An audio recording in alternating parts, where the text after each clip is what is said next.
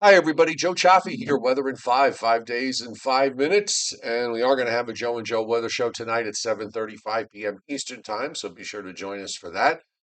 We are seeing flash flood watches up for much of central and eastern North Carolina, as well as half of South Carolina, and also for the coastal bend of Texas into southwest Louisiana.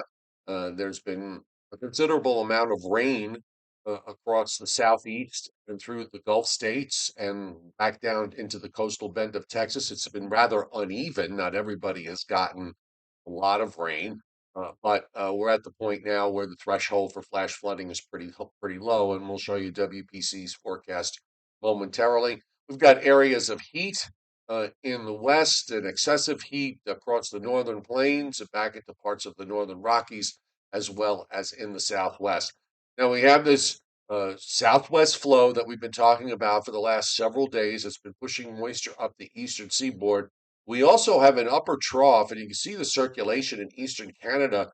That's going to swing through a cold front today. So, for the most part, for eastern Pennsylvania to southern New England, I'm thinking there probably won't be much in the way of shower or thunderstorm activity. If you're from southern New Jersey and southern Pennsylvania and point southward, it might be a bit of a different story, at least for a while.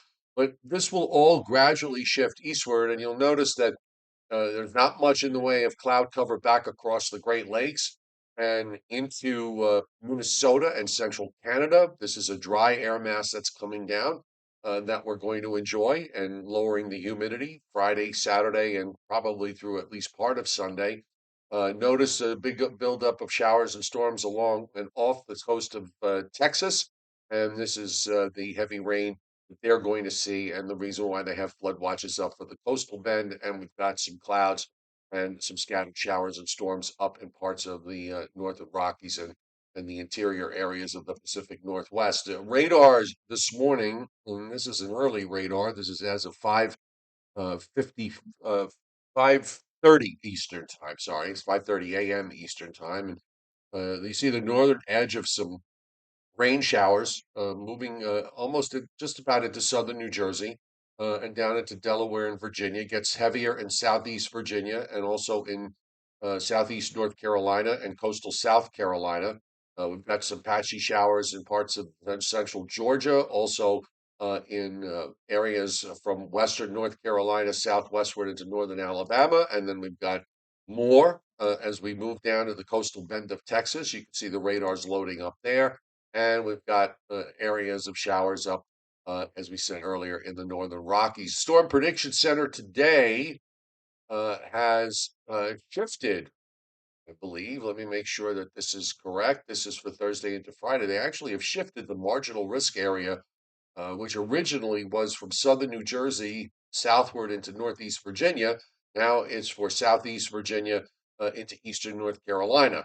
And you'll notice that no thunderstorms are forecast for areas from northern New Jersey and the northern half of Pennsylvania, as well northward, as well as into western New England. That's that dry air mass that's coming in.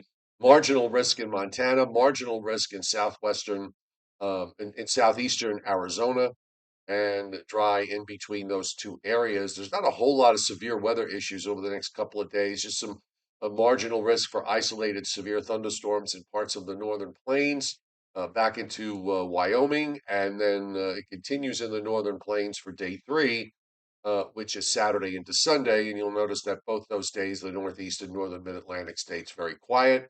Rainfall amounts over the next 7 days, certainly not much. We're talking about a quarter of an inch or less for much of the Northeast. It picks up a bit through Pennsylvania and parts of upstate New York, and particularly in the central and southern Appalachians. We've got an inch and a half plus rainfalls forecast on top of the rain that's fallen this week, which in many cases has been in the range of about 3 to 6 inches.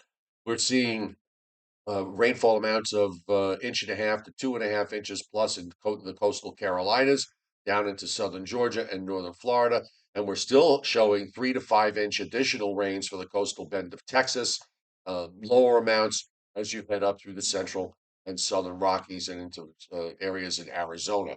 So, flash flooding today, marginal risk from southern New Jersey into Virginia, slight risk for North and South Carolina into eastern Georgia, a slight risk is in the 15 to a 40% chance. And then we're also seeing a slight risk from central Mississippi southwestward through the coastal bend of Texas. And right on the coastal bend, we have a moderate risk for flash flooding, which is a 40 to 70% chance. So it's all about getting this weather front through.